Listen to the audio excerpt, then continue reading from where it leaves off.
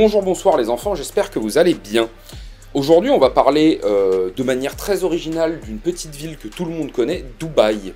Et surtout, pourquoi si comme moi tu as vu ces photos de centaines de bagnoles abandonnées et dans le désert et dans les parkings avec ça de poussière dessus, qu'est-ce qu'elles font là? Qu'est-ce que c'est que ça?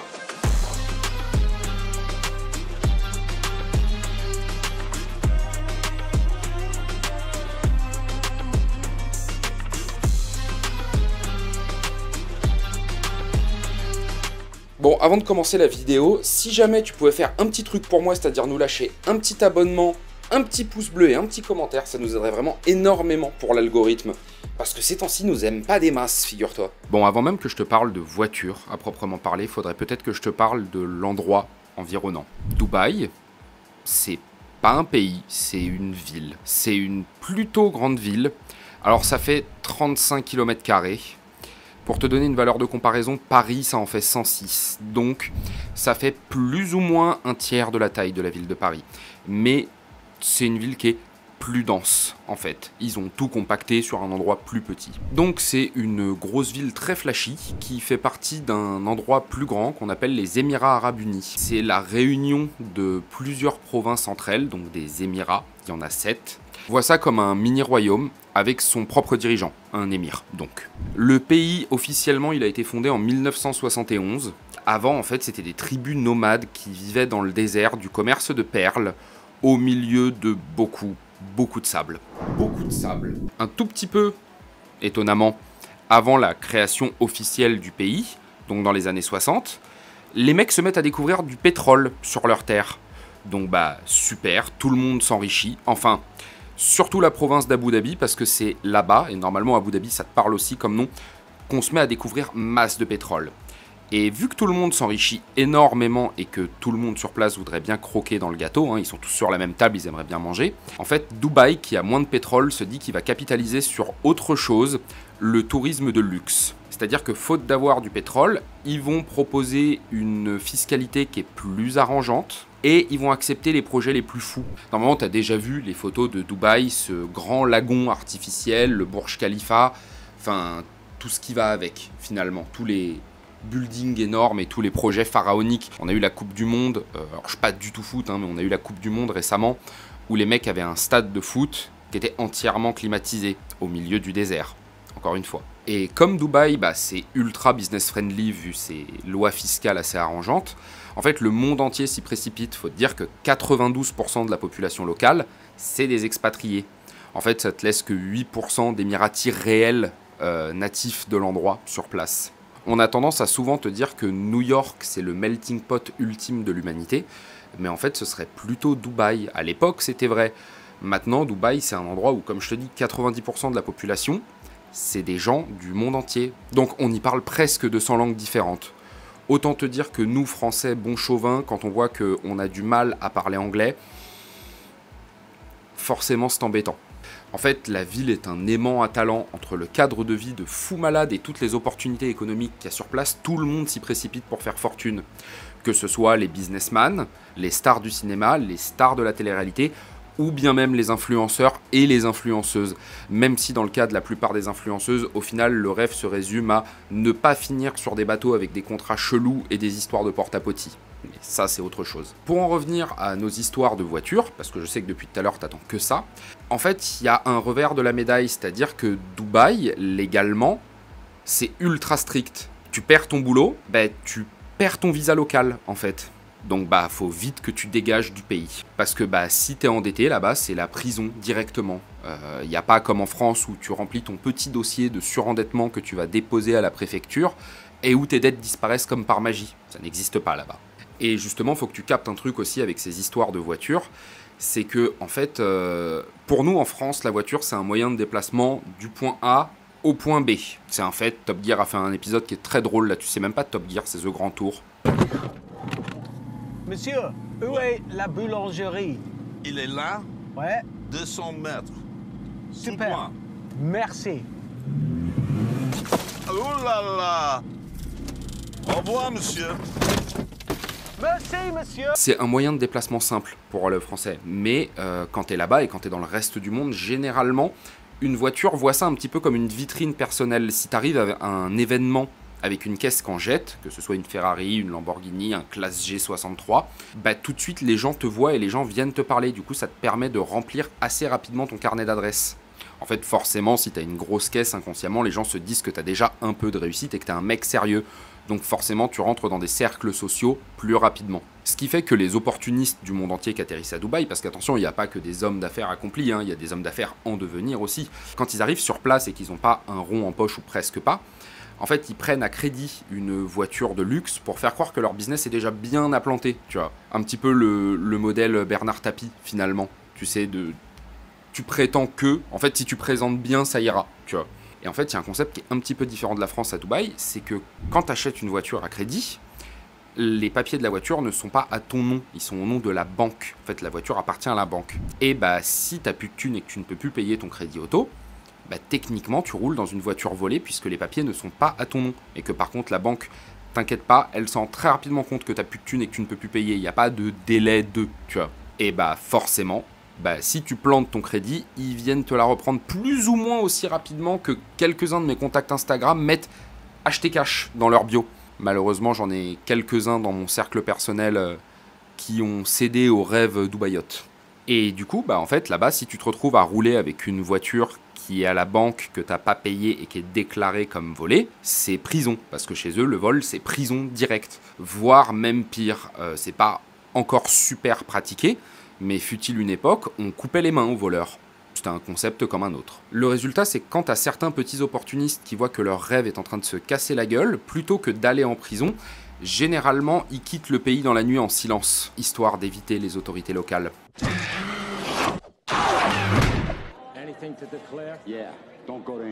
Donc bah bien souvent, ils arrivent à l'aéroport ou à proximité de l'aéroport, s'arrêtent quelque part avec la caisse, la mettent au bord de la route, la laissent là, même parfois avec les clés sur le contact, et se barrent.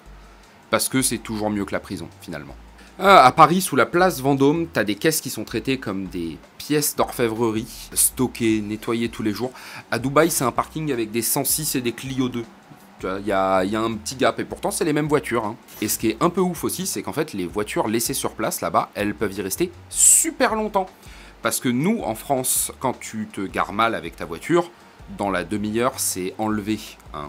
Moi, j'ai un souvenir de l'anniversaire d'un pote à Paris, il y a quelques années de ça, je crois que c'était en 2018, où on était allé boire un verre avec lui à Pigalle. On a posé la voiture sur une place de livraison un samedi soir, un vendredi soir, mais enfin presque à minuit, donc plus de livraison. Ou un samedi soir, je sais plus, mais t'as compris. Et la voiture, 15 minutes après, il n'y avait plus de voiture, tu vois. Donc forcément, quand tu vois le temps qu'elle reste à Dubaï, t'es un peu choqué, tu vois. Mais donc ouais, en fait, à Dubaï, c'est beaucoup plus lent de faire enlever une voiture. Ça peut prendre des jours, des semaines, des mois, voire même parfois des années. Le résultat, c'est que tu as des parkings entiers qui sont transformés en cimetières de supercars. Elles sont là, elles prennent la poussière, tranquillement, sous le soleil. Une forme de retraite, finalement. Même pour des voitures qui ont moins d'1 an, des fois. Après, c'est pas toujours dramatique, parce que pour ces voitures abandonnées, il y en a une partie qui ont une seconde vie. Enfin, elles ont presque toutes une seconde vie, mais certaines plus rapides que les autres. En fait, il y a la police de Dubaï qui saisit une partie de ces voitures pour en faire des véhicules de parade ou même des véhicules d'intervention. C'est pour ça qu'à Dubaï, tu as déjà dû voir ces photos de véhicules de police qui étaient des Bugatti Chiron, Ferrari, Lamborghini. En fait, ils font des véhicules de patrouille et surtout des véhicules de parade, on va être honnête, avec ces voitures-là. En même temps, il faut dire que si tu suis un petit peu sur les internets internationaux, tu as des chaînes de mecs qui vont voir des préparateurs à Dubaï, où les mecs te font des patrols de 2500 chevaux qui abattent le 0 à 100 plus vite qu'une Lamborghini. Donc bah, quand tu as ça sur la route, outre le côté véhicule de parade, c'est bien aussi d'avoir l'opportunité de pouvoir les rattraper. Après bon, pendant ce temps-là, nous en France, on a des véhicules exceptionnels aussi, hein.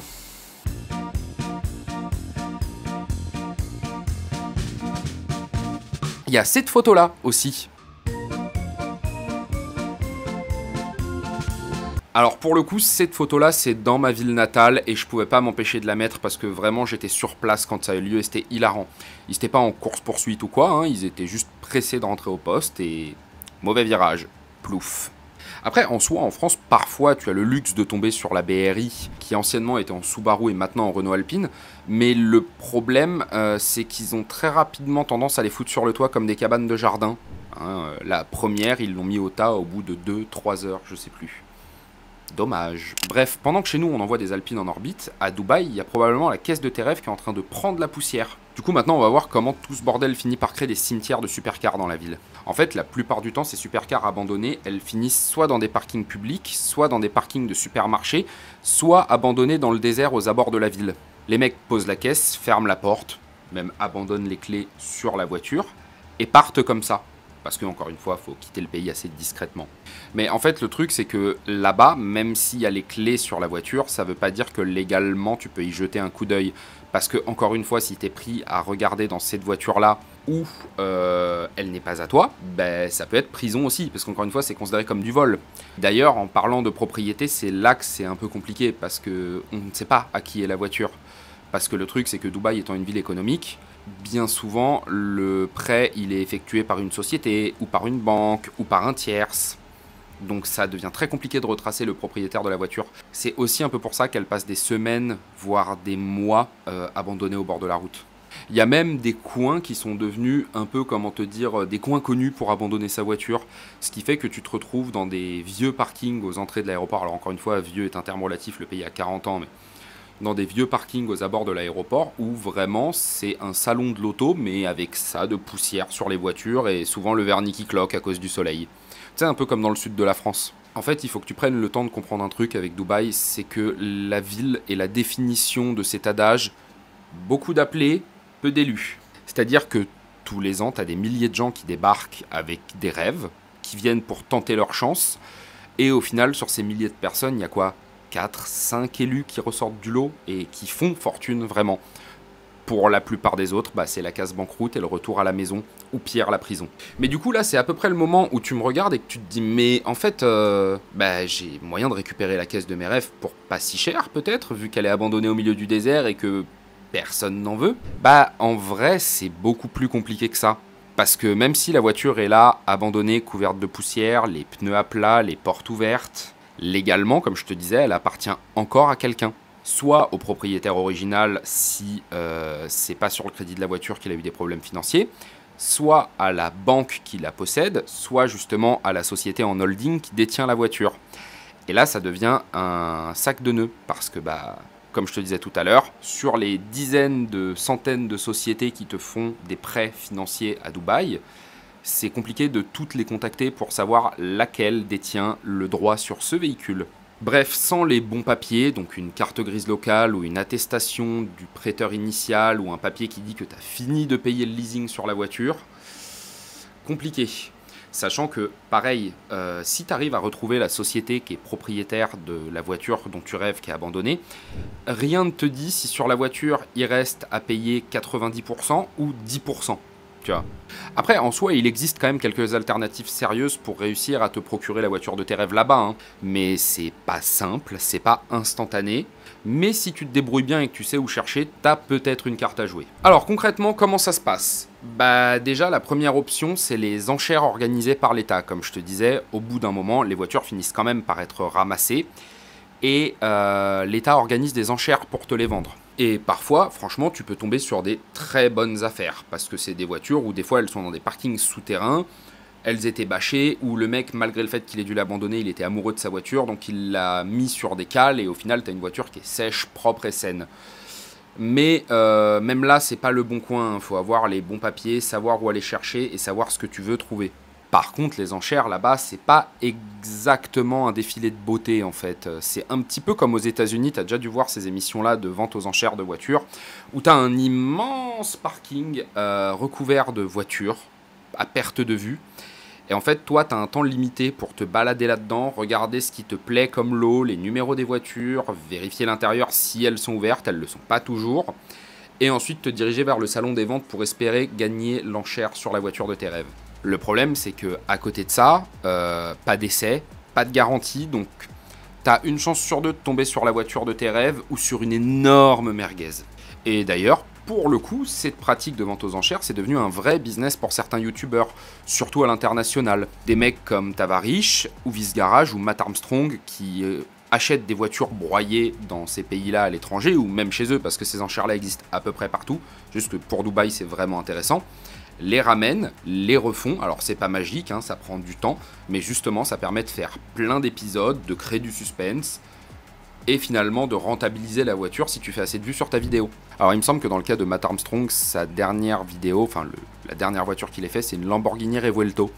Et actuellement il est propriétaire d'un très beau presse-papier parce que malheureusement il a remonté la voiture, mais le problème c'est que Lamborghini n'a pas encore développé le logiciel nécessaire pour effacer le code défaut du fait que la voiture ait eu un crash.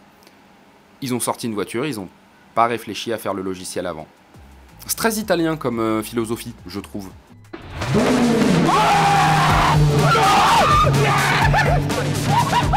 Après, l'autre option, si t'as pas vraiment envie de te déplacer jusqu'à Dubaï, traverser les parkings, te faire des enchères comme un cow-boy, c'est de passer par les revendeurs spécialisés. En fait, t'as des sociétés sur internet où leur boulot justement c'est d'aller aux enchères, acheter des voitures à des prix intéressants, les remettre en état, ou en tout cas les remettre roulantes, ou même ils peuvent te vendre des épaves, hein, mais souvent ils les remettent en état et les revendent, et te la vendre à toi avec une marge pour eux, mais où pour toi c'est moins cher qu'au marché de ton pays. Alors le côté pratique, c'est que quand tu fais ça, tu évites toutes les galères administratives auxquelles tu pourrais faire face.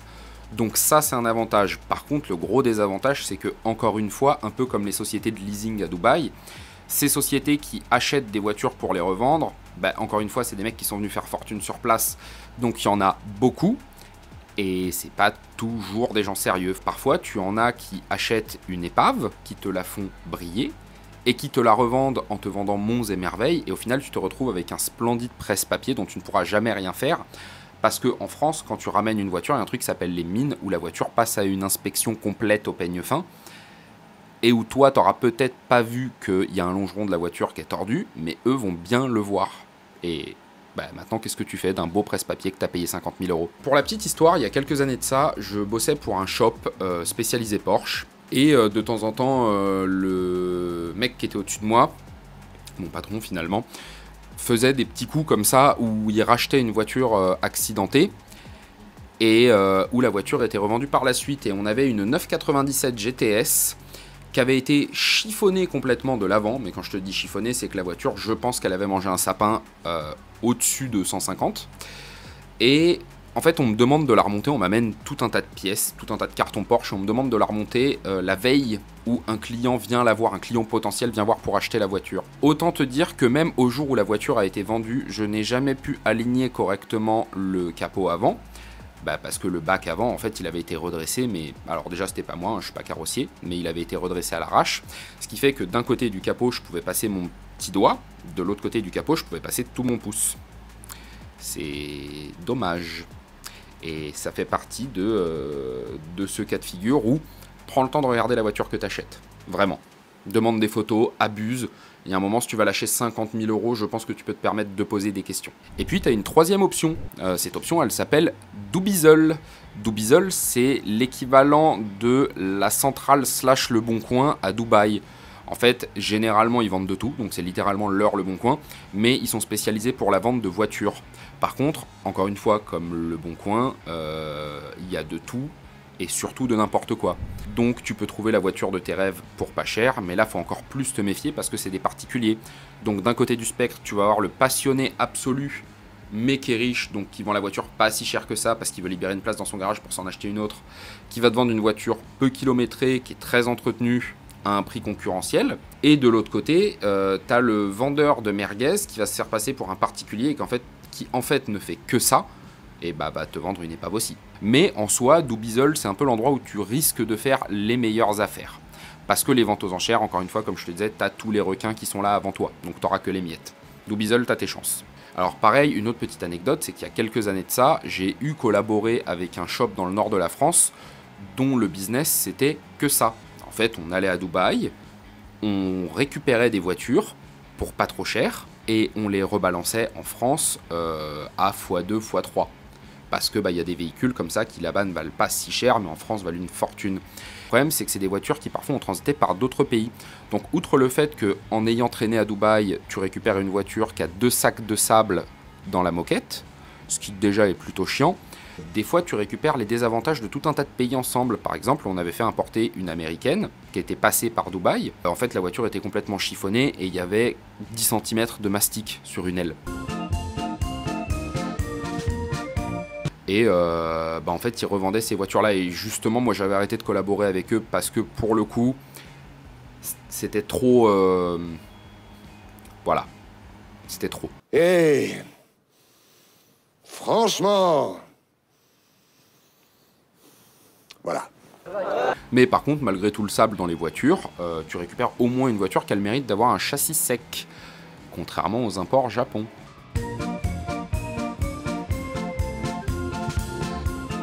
En vrai, choper une caisse abandonnée à Dubaï, c'est pas un truc de film. Genre, tu peux réussir à en choper une, mais il faut avoir les bons contacts, les bons papiers, être vif et réussir à tirer ton épingle du jeu. Entre les enchères, les importateurs, les vendeurs sur Dubizzle, t'as des options, mais aucune n'est simple et sans embrouille. Là-bas, encore une fois, si tu veux repartir avec une Lambo pour 3 fois rien, faut être vif. Faut être vif, avoir les bons contacts et ne pas être un touriste, finalement. Sinon, tu vas juste repartir avec une caisse rincée et un énorme trou dans ton portefeuille. À Dubaï comme ailleurs, si tu crois au miracle, tu vas finir par financer celui des autres. Merci à toi d'avoir regardé cette vidéo. Si jamais ça t'a plu de m'entendre blablater pendant 20 minutes, laisse-nous encore une fois un like, un abonnement, un commentaire, et ça nous aiderait énormément pour le référencement. Et si tu as des idées pour les prochaines vidéos, mets-les-moi en commentaire, je prends tout. Mais absolument tout. Allez, bisous.